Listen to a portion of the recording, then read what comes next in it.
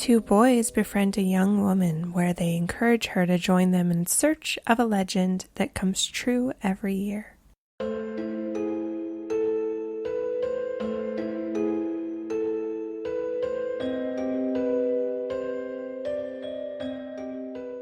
This is Ryan. This is Ashley. And this is Ruining Our Childhood presents Are We Still Afraid of the Dark? Question. Hi guys. Welcome to another episode. Some would say episode 12 of Are We Still Afraid of the Dark? Okay, some would say. Is there someone going, no, it's episode 11? They would be wrong. Yeah. What? They wouldn't know how to count, Ryan. Yeah. This week we are rewatching, or we already rewatched, The Tale of the Prom Queen. Mm-hmm. It originally aired on November 7th, 1992, in the U.S., at least. Because I don't know if we talked about it, but I think some of the episodes, they're a different order in Canada. So that's why I say in the U.S. Because we don't live in Canada. We don't, unfortunately. Yeah. Well, let's be honest. Let's be honest. Unfortunate. I was 7 when this aired. That's true. Yeah, I was a little sweet baby little Rai. Yeah. Aired like 28 years ago. Yeah, you old. You old. Anyway. Hey guys. I hope you guys had a happy Halloween. Yes. We're recording it on Halloween, so... Nice and early on Halloween. That's true. Yeah. We woke up super early and we're like, let's record a podcast. That's how we roll. That's how we roll. Yeah. Do you want to get into it? Yeah. Our first category is called Well, Hello There. Well, hello there. Where we talk about any famous or recognizable actors or actresses that we didn't know were in the episode. And there was not a lot. No. No. Very small cast again. I guess the first person that's on screen other than the Midnight Society, who we've talked about in the first episode. If you guys go, you guys never talk about the people in Midnight Society. We do. Yeah. Go back in to the the first pilot. episode. Come on. The pilots. And the pilot of our podcast. The first character on screen is Dee Dee, played by Katie Griffin. She still acts quite a bit compared to the rest of the cast. Yeah. And she does a lot of voice acting. One of the things I recognized, just because I love it, is Sailor Moon, of course. She did the voice of Rey, or Sailor Mars, of the U.S. dubbed version. Yeah, or North American dubbed, I should say. Yeah. But yeah, the version I loved as a kid because that's what was on Cartoon Network. And she was also in the LA Complex, which was a short-lived CW show. Yeah. With Degrassi alum Cassie Steele. I was kind of surprised when I clicked on that, and I was like, that show was on 8 years ago. Yeah. That was a long time ago. I It didn't feel like it was that long ago. I remember the only reason I was gonna watch it was because it had Manny. Yeah, from Degrassi. Yeah. And then I never watched it, and it got canceled, so I'm sorry. Yeah. We can blame you for that. Me only. I don't know why I thought... what's his name from Younger and Scream 4? Nico Tortello? Yeah. I thought he was on that show, but then when I clicked on the IMDb, his name never jumped out at me. I think he would have been slightly too young. Oh. Well, he was in Scream 4 the year before that show came out. You're right. Yeah. You are right. Yeah. I don't know. Who was in that show? The only person that jumped out at me was the person you mentioned, Cassie Steele. Oh. Yeah. I felt like there was a guy on there that, I don't know, maybe I'm confusing it with 90210. That could be, because I think they kind of were in that same time period. Maybe. Yeah. I don't know. Who knows? Anyway. That was The LA Complex by Ryan and Ashley. My first one was Greg, who was played by Andre Todorovic, or Todorovic? Yeah, that sounds right. Todorovic. He does not do a lot of acting anymore, but he was on an episode of Kung Fu, The Legend Continues. Oh, with nice. David Carradine. Okay. Yeah. The next person is Jam. Mm-hmm. He's played by Graham. Yep. Millington. He hasn't acted since 2000, but he was listed as acting in Tommy Boy. Yeah, he played a frat boy. Yeah, so. And he was a student in To Die For with Nicole Kidman. Oh, okay. Yeah. Yeah. You've mentioned it, and I feel like we should mention it again. These names, amazing. We have a Jam. Dee Dee isn't such... I mean, there's plenty of people in this world that go by that name, but Jam? I'm thinking that it has to be like something that you call me Jam. That's my nickname. Like, he gave himself his own nickname, you know? You should never be able to give yourself your own nickname. No. You should not. The last person we're going to mention is Ricky, who was played by Matthew McKay, who we know as Dean from the Sorcerer's Apprentice episode. Alex. Yeah. Which, it should be, on my notes, I put dead from Sorcerer's Apprentice. Good typo, Ryan. I mean, maybe you're like, he's dead in this because he is a ghost. There you go. That's why I put it. Not to give away any plot points of this episode, but do you want to move on? Yes. The next category is called Let's Get Digging, where we talk about the plot and plot holes, and we name our funniest and cringiest parts of the episode. The plot was interesting. Yeah. Greg and Jam have heard this legend about a prom queen that died the night of prom waiting for her ride to come pick her up. And they're trying to, like, have a seance to bring her and her date back. I mean, are they having a seance, or are they just wandering around a graveyard harassing women that are alone? That was one of my plot holes. I'm like, why are these two walking around a graveyard? And here was the real plot hole, was they were walking through a massive cemetery looking for her headstone, but they didn't know her name. That's very true. So they're just walking through a freaking cemetery looking for a vague age range? But they didn't even know the date either. Exactly. They knew nothing. It was literally just this very vague, folklore story. It just sounds like a ghost story that any kid could make up. Yeah. Perhaps if they were part of some group where they got together in the middle of the woods to talk about stories. I did want to mention this is a Kristen story. Yes. Which we haven't gotten enough of, I feel like. No. And she really is dedicated to her storytelling craft because she shows up in the beginning of the episode dressed in all white, like a ghostly figure. Of course she scares her friends because that's what they all do. They love to scare each other. It was well done. Yeah, it was great. But yeah, I agree with just what a plot hole is. You guys don't know when she died. You don't know her name. So you're just walking through a graveyard looking for anyone that's between 15 to 18. Yeah. And then going like, why are you in the graveyard by yourself, random girl? Even though she's like, I was visiting a grave. I was putting flowers on it. Why are you two hanging out here, yo weirdos? You creeps. That was basically the only plot hole I had because I feel like anything else they kind of addressed throughout the episode. So, surprisingly, not a lot of plot holes for me. Yeah. What was your funniest part of the episode? I didn't think this episode had a ton of cheeky laughs for me. Yeah. But at the very end, after Ricky has now come back to life, or not back to life, but he's driving through the cemetery. He's finally picking up Judy. He's picking up his date. Yeah. And when he just looks over and gives a thumbs up to Greg and Jam. Yeah. And it was just like very out of place, I felt. I agree. It was awkward. It was awkward. But it made me legit chuckle. I was like, why out of everything he could have done right now, did you have him do that? It's almost like they're like, we're not going to pay you to talk. And we don't want you to talk because you're already in an episode. People might be like, hey, that's Dean from the Tale of the Sorcerer's Apprentice. Yeah. So just give a thumbs up.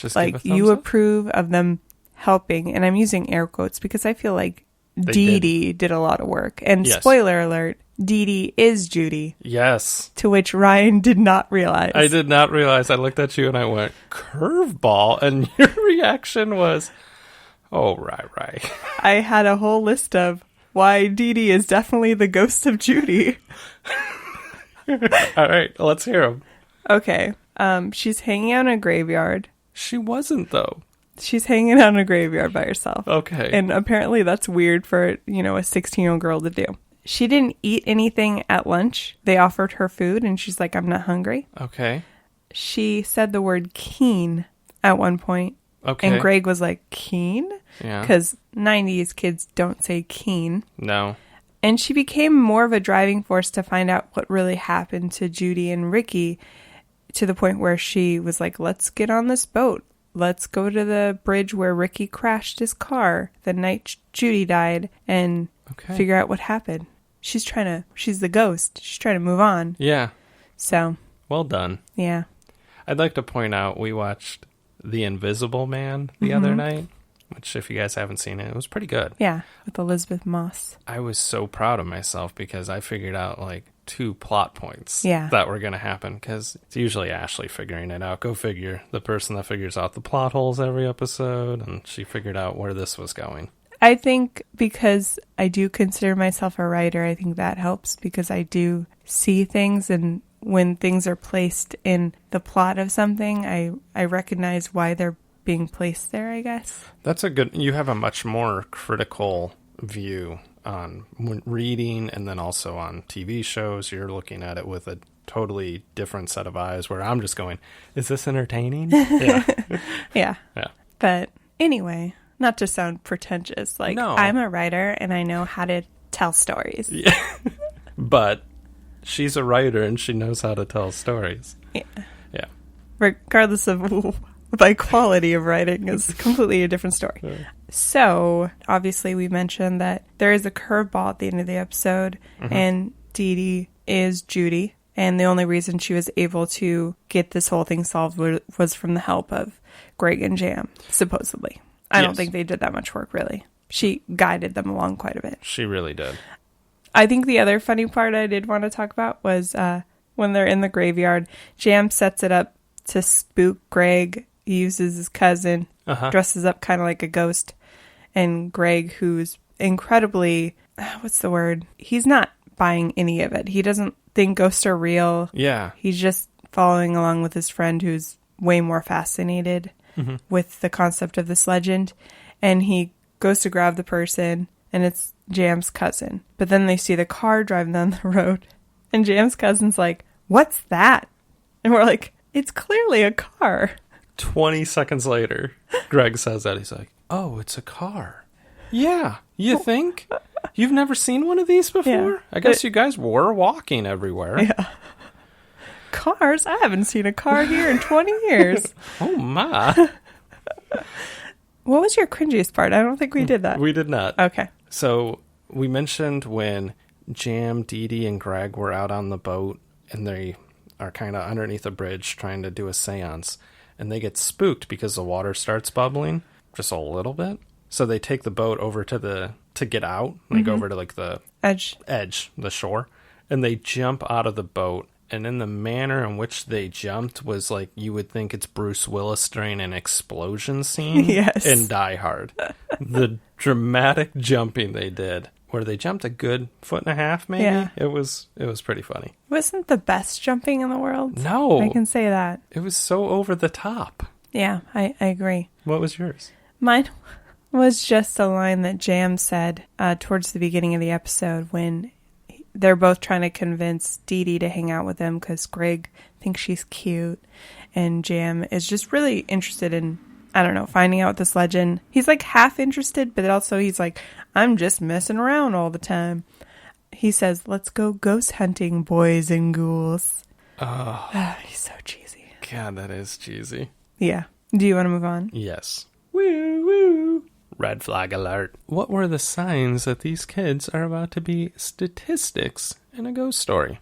Well, it is an actual ghost story, if you will. So that's cool. Just in the beginning, when Dee Dee is walking through the graveyard after she puts some flowers at a grave, they don't show whose grave it is. It could be hers. It could be Ricky's. I don't know. There's creepy laughter in the distance. Yeah. And obviously now we know it was probably the two boys, but it was a bunch of different laughters, and I was just like, get out of there. Of course she couldn't because she's a ghost. Yeah, she wasn't allowed to leave the graveyard until someone invited her to, I think is what it was. Basically. She needed their help, kind of. Yeah, she needed them to go, hey, you want to come with us? I guess it's kind of like vampire rules. You need to be invited out of the graveyard. Yeah, that's a good way to put it. Yeah. The mere fact that Greg and Jam were hanging out in one. Again, when you said, like, they have no plan. None. I guess 16-year-old boys, they're just like, let's go. Yeah. I guess it's believable in that sense that two 16-year-old boys are like, let's go figure out this legend without any sort of clues to who it is or where they're from or the name of the person even. At that point, you're just hanging out in one. You're just walking through. Yeah. My aunt worked at a cemetery for years, and I'm going to ask her if she had any interesting stories ever come up. From like ghosts? Yeah. I will say that cemetery, all the headstones were the flat ones that are just on the ground. Yeah. There was just an occasional one that was vertical, I guess. Mm-hmm. So, I mean, this one here had like the tombs and all that stuff. It looked like an old... Yeah. I remember, it just popped in my head when you said like the flat gravestones. I remember as a kid, I was in the Girl Scouts, I was a brownie, and one of the things that we had to do, and I think back, I'm like, why did we have to do this? But we had to go to a graveyard and etch out a gravestone. Really? I don't know why. What badge is that for? I was like 11. You have your sewing badge, your fire starting badge, your gravestone etching badge. I honestly, it just popped in my head, but I remember we didn't live that far from a cemetery, and my mom took me over to it, and we found one, and it was really sad, but a little girl's gravestone, and it had a little mermaid. It had Ariel on it, and I was like, I was a huge fan of Little Mermaid, so I was like, I'll do that one. But I just think how incredibly creepy it is that I had to do that. Oh, that is creepy. Oh. And also, we should probably note Disney probably sent them a cease and desist and made them remove Ariel from the gravestone. Yeah, you know, those Disney corporate people are just walking around gravestones looking for copyright infringement. That's what they do. I'm going to have to ask my mom if she remembers what that was for. Yeah. She's like, yeah, that was to get your badge. My graveyard? Yeah. My gravestone etching badge. Yeah, every little girl has one. If anybody remembers being a brownie and having to do that, please enlighten me because I don't remember. No. Did you have any other red flag alerts? No, that was a big one for me. Yeah. Yeah. Same. Do you want to move on? Yes. The next category is called When Was This Made Again? A reminder of everything 90s because the show is set in the 90s most of the time. Yeah. What did you think about the fashion? I just had one note, and that was Jam's red leather jacket. I think Eddie Murphy probably called him, said he wanted it back. He's like, hey, I need that. Yeah, I'm going on tour.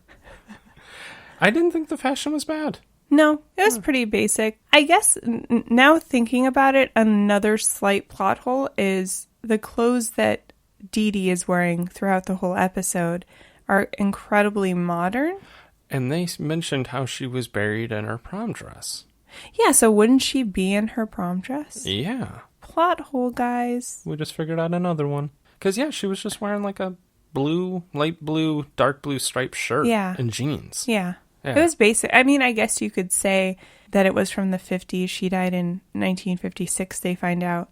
But she was in jeans. So in the 50s, women were, especially girls, were primarily wearing skirts. That's correct. Or dresses. Yeah. So that would have been a slight plot hole. But maybe, I don't know the ghost rules in this story. Maybe she found some modern clothing. It could happen. Maybe some people were, in the graveyard hooking up and she stole some girls' clothes. Maybe she's a grave robber.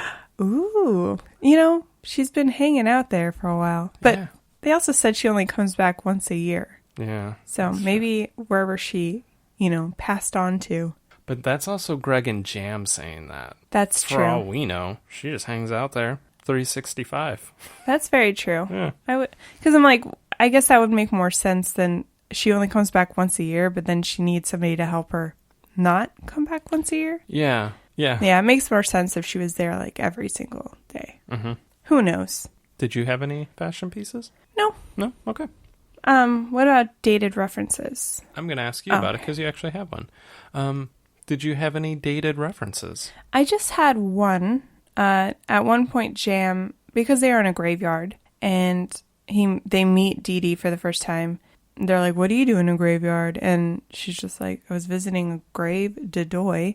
And she didn't say Dedoy, but she should have. She should have. Jam says, have you ever seen Night of the Living Dead? And, because that starts off in a graveyard, I guess. So it's a callback to a classic zombie film. Very true. Yeah. I remember him saying that, but it didn't trigger me as being like, hey, that's a bit of a reference there, Ryan. You should write this down. Did you have any technology? I had one piece, which we mentioned how Greg and Jam are kind of wandering through a graveyard with no plan. Right. So they go to the library and use a microfilm scan to go through all the different newspaper headlines to try to find the story. Yes. Which you mentioned earlier, it was the signs that Dee Dee was Judy. She said she had never seen one of these before. That's true. So maybe they didn't have microfilm back then. Maybe not. It's possible. I don't know. Also, maybe, 16-year-old Judy never went to the library. That's possible. Maybe she's dumb. And can we mention that this library serves you tea? This nicest, sweetest librarian. Yeah. Just bringing tea. Coming over? Oh, would you guys like some tea? Yeah. Like, Was she Oliver Twist? please, sir, may I have some more tea? I did related to what you're saying about the microfilm in the library. Right before they go to the library, Kristen, her narration starts again, and she's like, they went to the old library to scan newspapers on microfilm. I'm like, that whole sentence is so much data reference. Yeah. I would assume now that they don't have microfilm anymore. Well, some libraries might, because let's be honest, the funding for libraries is not great. But I'm guessing a lot of them have computerized those records. Yeah, now. that would make sense. You would do that. Yeah. I do remember getting to use one of those, though. I never got to. The only closest thing I had was my parents had a newspaper. They used to keep them in books, the front pages. Yeah. And for some reason, my parents, I guess you could say they stole from the Los Angeles library. Oh, wow. And it was one for LA Times from 1900 to 1989. Maybe they were getting rid of stuff and your parents bought it. Maybe. I always used to like to read it, and it'd be neat. Yeah, it was cool. It's a big city. I'm sure they were covering a lot of neat stuff in that time period. And when I found it in our house, it was pre-internet, so I would read stuff and then I'd be like, Dad, who's Sharon Tate? Because it was when Sharon Tate got murdered. I'd see that, and it's learning history. Yeah. Shall we move on? We shall.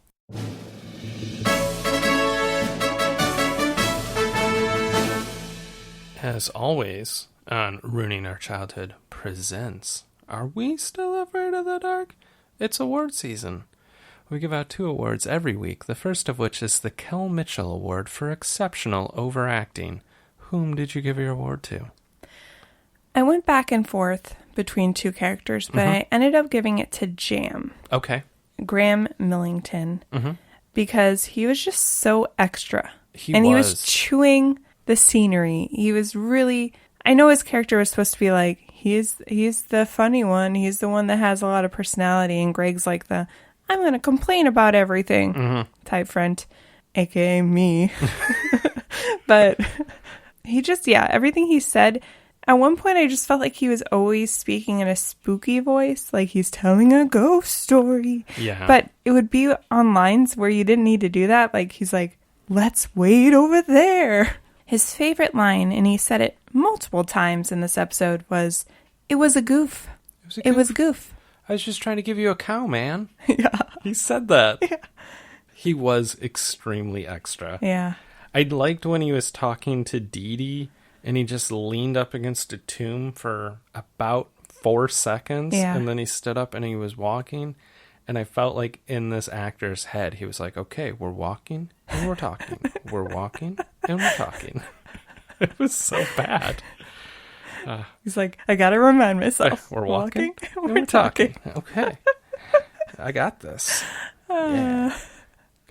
Totally natural. This isn't awkward at all. Who was yours?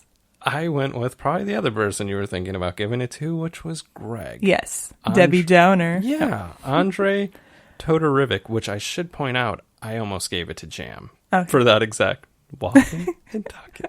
But I felt like Greg, and it was more with the way the character was written, was he just kept going, I feel stupid. Do you guys feel stupid? Okay, you're participating in a seance. If you don't want to do it, don't do it. Go home.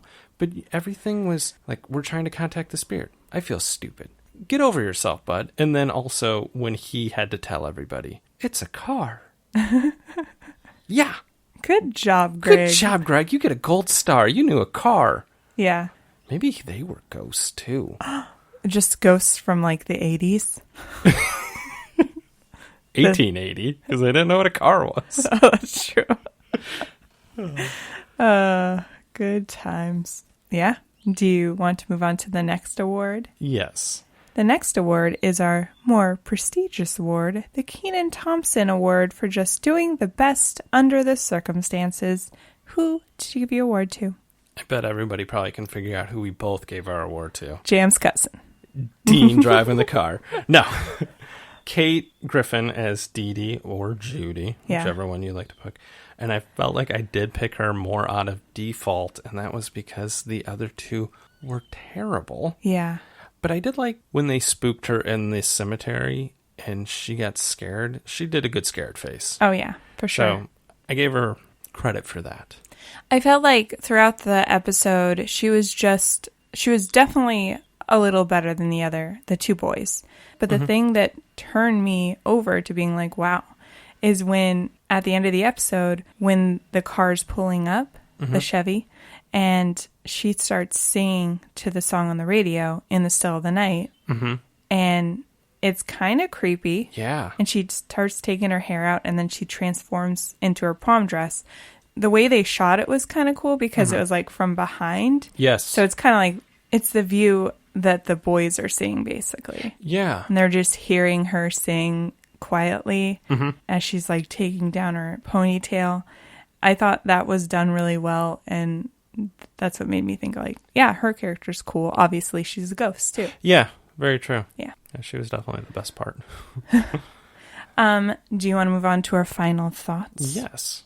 As always, in every episode, we decide if this Are You Afraid of the Dark episode is worth a Betty Ann thumbs up. Some would say an enthusiastic Betty Ann's thumb up. Yeah. Thumb up. Well, it is one thumb. It is one. Why did they say thumbs? Or reluctant Eric thumbs up. Yeah. What did you give this episode? I gave it an enthusiastic Betty Ann, or some might even say an enthusiastic Ricky thumbs up, because he gave a nice one at the end of this episode. The thing about this episode is it reminds me of one of my favorite Unsolved Mystery episodes, where there was the lady in blue. Yeah. She would leave a graveyard and people would pick her up and give her a ride. And it is one of those episodes that always stuck with me from when I was a little kid. And I felt like this was kind of telling that story in a way. Yeah. So I really enjoyed it. And it was a pretty fun episode. There's also a folklore story of the lady in white, where there's a lady in white standing on the side of the road and people give her rides and then they take her to a place and she disappears. Yeah. So that's very similar too, and I think it's a play on that. But yeah, I love ghost stories. Yeah. And also I like the episodes where there is a plot twist at the end, or whether you can solve it beforehand or not.